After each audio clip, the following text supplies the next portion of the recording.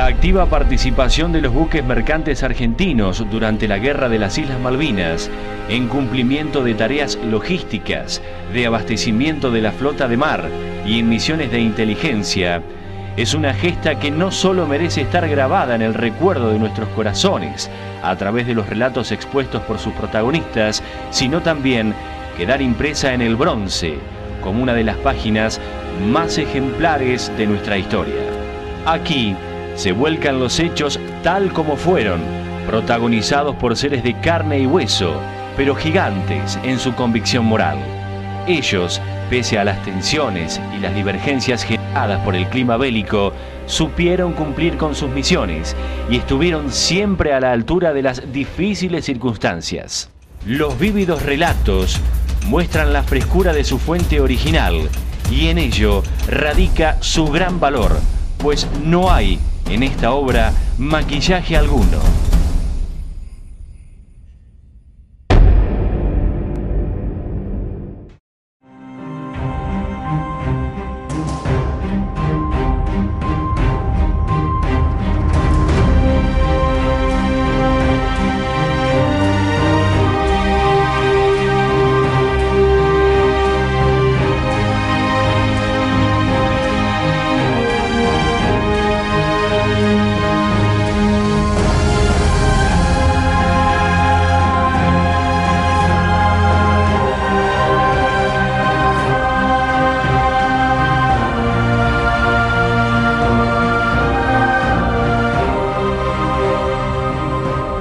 Mi nombre completo es Crispín Amador Salmeri. Durante el conflicto de Malvinas era jefe de máquina del buque Mar del Norte. Pertenecía a la compañía La Naviera. La función mía de a bordo es dirigir toda la sala de máquina y dirigir a toda la gente. Era un buque carguero que era japonés y vino acá, bueno, que la compañía lo destinaba a transportar carbón desde Río Gallego a la compañía, a la usina nicoleña, está en San Nicolás. Nuestro segundo viaje también llevamos plancha y cosas que después nos enteramos que era la pista de aviación. El último viaje fuimos hasta Ushuaia y no pudimos cruzar, entonces el material se descargó en Río Gallego. Nosotros al Isla de los Estados le hemos dejado comida arriba del muelle, ellos salieron para el norte y entraron en San Carlos y ya no están más. Y nos encontramos con el río Sincel, el buque de flota mercante Río Sincel, y en el fondo se veía la fragata Hércules, Argentina. Los civiles fuimos todos voluntarios, nadie nos obligó. Todos hemos ido, todo voluntario. Siento que fue algo verdaderamente que a nosotros nos distinguió eso, nos dio algo, sentimos algo, porque era algo, como todos fuimos voluntarios, nosotros, eso fue una distinción que verdaderamente el país se nos hizo, hacernos participar en la contienda. La Argentina me dio todo, y mi patria. El Cabo de Hornos hace el servicio regular hasta Ushuaia siempre, tocando, depende de las cargas que haya, pero tocando Mar del Plata, tocando Bahía Blanca, tocando Ushuaia, para llevar pertrechos, cosas para tanto para la base como para los civiles, ¿no? Bueno, yo soy Gustavo Sergio Schelling y durante el conflicto de Malvinas estuve en la empresa Transportes Navales, en el buque Ara Cabo de Hornos. No tuvimos ningún problema, gracias a Dios. Pudimos hacer nuestro trabajo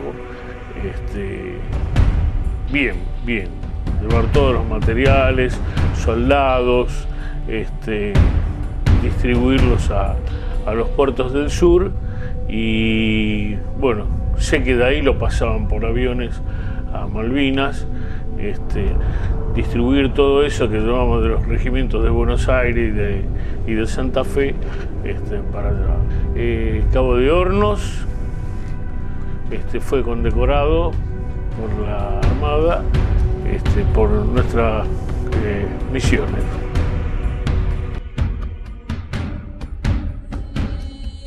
Yo era radioaficionado, pero no llevaba el equipo, porque me advirtió de que no iba a salir porque teníamos silencio TX. TX quiere decir transmisión.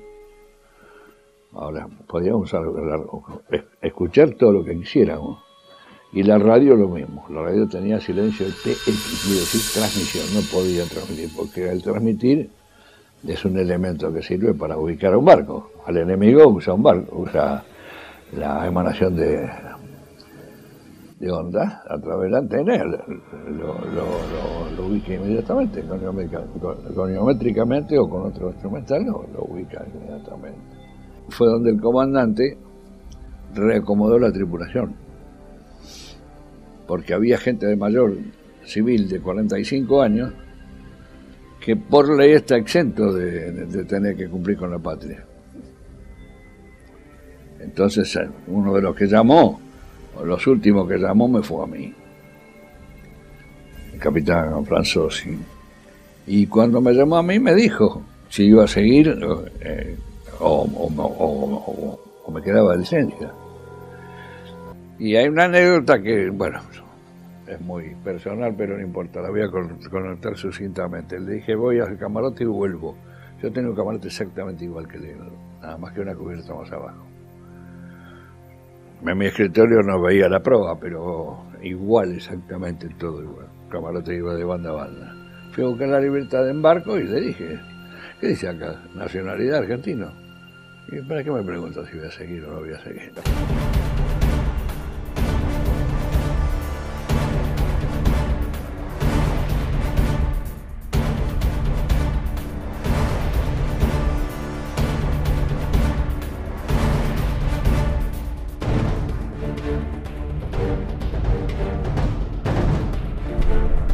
Desempeñaba como primer comisario en el buque Río Iguazú. Salimos del puerto de Buenos Aires con destino a puertos de África.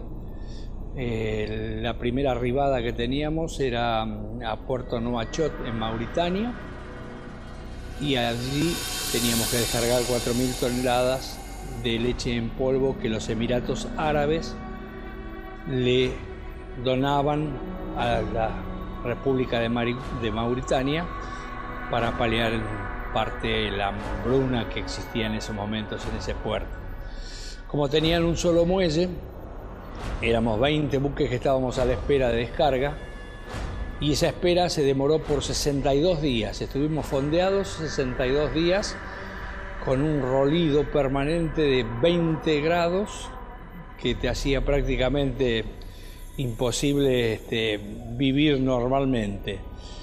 Como la carga que llevábamos era una carga que ellos consideraban de interés nacional, y al casi terminarse las provisiones que nosotros teníamos, el capitán intentó retirarse del puerto. Le confiscaron el libro de navegación y la libreta del capitán y nos pusieron una patrullera interviniéndonos, interdictándonos para que no pudiéramos salir del puerto. En la noche del 1 al 2 de abril recibimos un mensaje cifrado de Buenos Aires diciéndonos que de cualquier manera teníamos que salir de ese puerto, eludiendo a la patrullera y eludiendo todo tipo de obstáculos. Nos pusimos en situación de sigilosa, con todas las luces apagadas, todo muy en silencio, y alrededor de las 2 de la mañana partimos con destino a Senegal, al puerto de Dakar. Como es mi función, yo fui al consulado a entregar el libro de rol y todos los documentos que habitualmente se entregan en los puertos donde hay consulado. En ese momento me recibe el cónsul y me dice que el embajador quería verme para hablarme y transmitirle al capitán del barco nuestro ciertas novedades que eran reservadas. Me entrevisto con el embajador y me dice que a partir de ese momento el buque quedaba afectado al comando en jefe de la Armada para que en claves cifradas nosotros recibiéramos las órdenes correspondientes porque habíamos entrado en guerra con el Reino Unido. Hicimos provisiones y recibimos la orden de hacer inteligencia dentro de la zona de exclusión que tenía la isla de Ascensión, en donde en ese momento estaba toda la flota inglesa y los buques de apoyo que tenían de transportes de tropa y pertrechos. Rompimos el bloqueo, la exclusión, ingresamos dentro de las 12 millas para tratar de sacar la mayor cantidad de información posible, hasta que se nos cruzó una fragata misilística, nos bajó los cañones, nos apuntó y nos intimó a retirarnos porque si no comenzaban a disparar. Simultáneamente, primero vino un Sea Harrier, luego vino otro que se nos pararon encima de la toldilla nuestra y bueno, amenazando con que iban a bombardearnos si no cambiábamos el rumbo y nos íbamos de la zona de exclusión. Esa fue la decisión del capitán, que cambió el rumbo, se retiró y bueno, salimos de la zona de Ascensión con algunas informaciones que pudimos proporcionar al comando en jefe de la Armada en forma posterior. Pudimos rescatar varias informaciones que creo que le fueron útiles en cuanto a la cantidad de buques que estaban apostados en el puerto de ahí de Ascensión.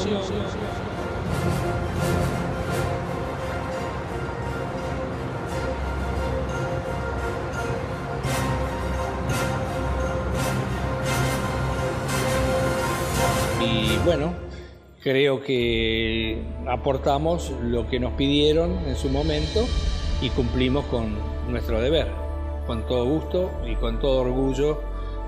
Día a día que pasa, más por haber participado en esa misión.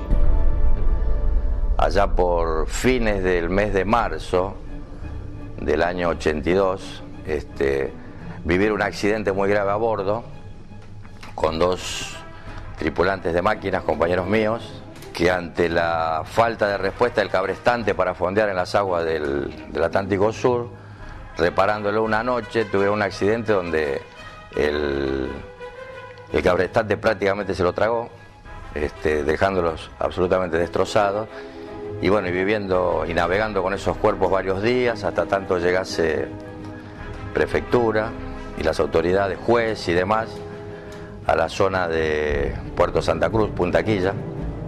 Nos destinan al puerto de Ushuaia, en cuya navegación se desata el conflicto, o mejor dicho, se produce la invasión de las tropas argentinas a Malvinas, ¿verdad? Cosa que, bueno, no se esperaba. Arribamos al puerto de Ushuaia, donde nos llama la atención, o sea, de noche. O sea, nosotros marinos mercantes, si bien sabíamos que muchos buques de la flota de YPF a la cual yo pertenecía en ese momento, o de ELMA a la cual había pertenecido anteriormente, estaban afectando para un eventual conflicto bélico que realmente jamás hubiésemos imaginado que se iba a producir.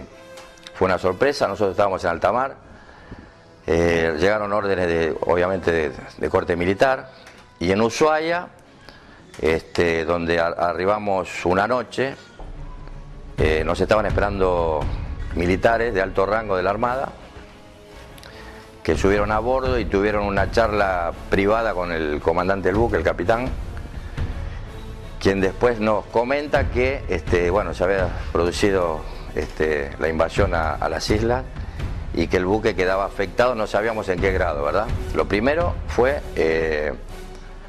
cargar, recuerdo que obuses de diferente quilaje que fueron estivados de una manera bastante apresurada, ¿verdad? En la cubierta. Sabemos todos que saliendo del canal de Beagle las aguas son bastante bravas. No sabíamos el destino, nos indican las Fuerzas Armadas, en este caso la Armada. Se navegaba de noche prácticamente sin luces interiores, o sea, en sala de máquina nos manejábamos con linternas y bueno, íbamos después al camarote a oscuras absolutamente. Se habían confiscado todos los elementos radiales, que en ese momento no eran obviamente los de hoy, ¿no? Con una ciencia, con una técnica bastante más avanzada.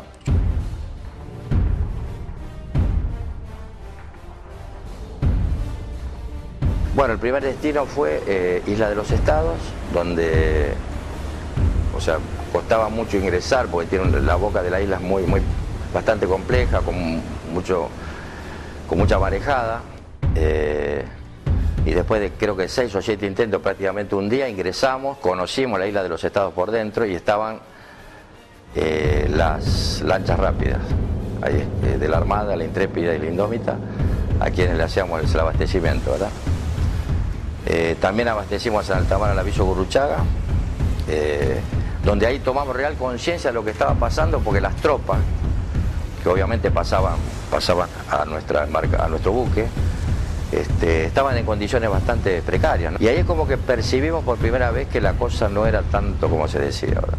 La presión psicológica que se vivía por esos días, más allá, bueno, de esos elementos de falta de comunicación, más allá de la oscuridad que obviamente que reinaba a bordo, ir al camarote, no poder leer una revista, ponerse a dormir directamente y la cabeza que trabajaba.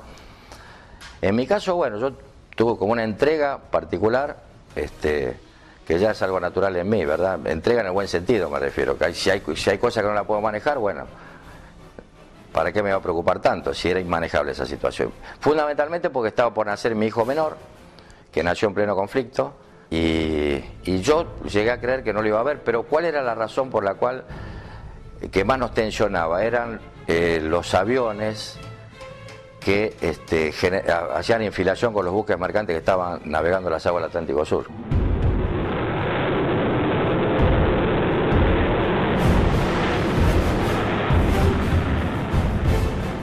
A bordo no sabíamos si eran propios o ingleses. Y más de una vez pensamos, bueno, ya está, esto se terminó. A veces me preguntan si teníamos miedo, por supuesto. Yo creo que no estábamos preparados. O sea, no existía, más allá de saber que ciertos buques tenían las mangueras encubiertas preparadas para un eventual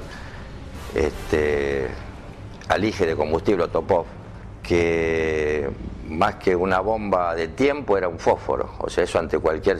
Por eso de ahí los grandes cuidados para las maniobras de atraque, de navegación. En realidad hay una preparación para los marinos mercantes para ese tipo de cuidado, mediante zafarrancho, pruebas y demás. En ese momento no estaban tan avanzados con las normas internacionales que existen ahora de la OMI. Una vez pasado todo eso, obviamente queda, por lo menos creo que es lo que hablamos entre nosotros, queda algo así como un sentimiento de que en lo que se nos puso a prueba lo cumplimos. Tal vez no el reconocimiento que para quien navegó por el mundo durante muchos años ve en otros países realmente, ¿no? Que aquellos veteranos no solamente que han combatido con el fusil, sino que han estado en la Marina Mercante, lo han sido debidamente reconocidos. Y a su vez que se han generado hasta actitudes perversas a través de diferentes gobiernos. Algún día se hará justicia con este tema. La Marina Mercante estuvo presente desde el primer momento. Sus naves fueron tripuladas por personal voluntario, extranjeros, muchos de ellos, que no dudaron en embanderarse en defensa de la soberanía argentina. Su misión consistía básicamente en brindar apoyo logístico e inteligencia a nuestras Fuerzas Armadas en operación. Mi nombre es Juan María Alsina, yo soy capitán de pesca. En abril de 1982 estaba embarcado como primer oficial en el buque pesquero María Alejandra, propiedad de la empresa Argenbel. El día 22 de abril, estando en la zona de pesca, el capitán Luis Quagliarella, quien en ese entonces era el capitán del barco, recibe la orden de parte del armador de regresar inmediatamente al puerto de Mar del Plata desde la zona de pesca, porque nos habían asignado, nos íbamos a enterar más tarde, una tarea a cargo de la Armada Argentina. Regresamos rápidamente a Mar del Plata. El día 22 de abril entramos a puerto y entre la mañana del 22 de abril y la tarde del 23 de abril, el capitán Quagliarella recibe mucha información y órdenes muy precisas de la aventura que íbamos a encarar a partir del día 23. Se trataba de formar un grupo de barcos pesqueros de 3 unidades de la flota de la ciudad de Mar del Plata que iban a partir rumbo al sur a hacer, bajo la fachada de la búsqueda y rescate de náufragos o de pilotos derribados durante la guerra de Malvinas que se avecinaba, en realidad este grupo de 3 buques iba a hacer espionaje, es decir, se iba a apostar en distintas zonas, en áreas del mar argentino, cerca de las Islas Malvinas, a modo de efectuar una alerta temprana, esperando el pase de la flota enemiga.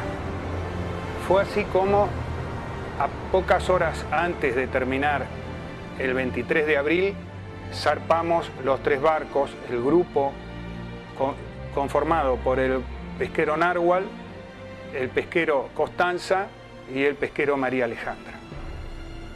Zarpamos de Mar del Plata y poco tiempo más tarde, ya afuera del Banco Pescadores, frente al faro de Punta Mogotes, los capitanes recibieron la orden de parte del oficial de enlace que estaba embarcado en el buque pesquero Narwhal, que abrieran los sobres donde se contenían las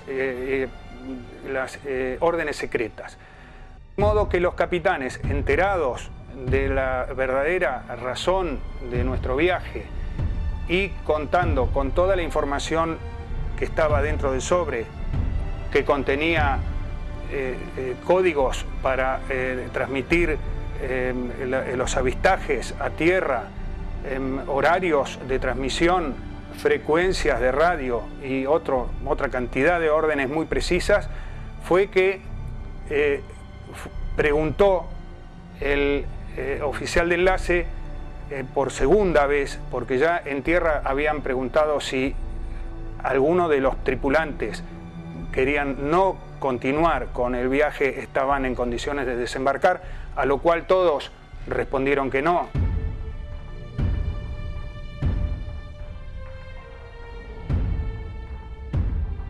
Y todos volvimos a contestar que no nos queríamos quedar en tierra y que queríamos continuar con el viaje al efecto de poder prestar ayuda y de alguna manera formar parte de lo que se avecinaba. Claro, no sabíamos en realidad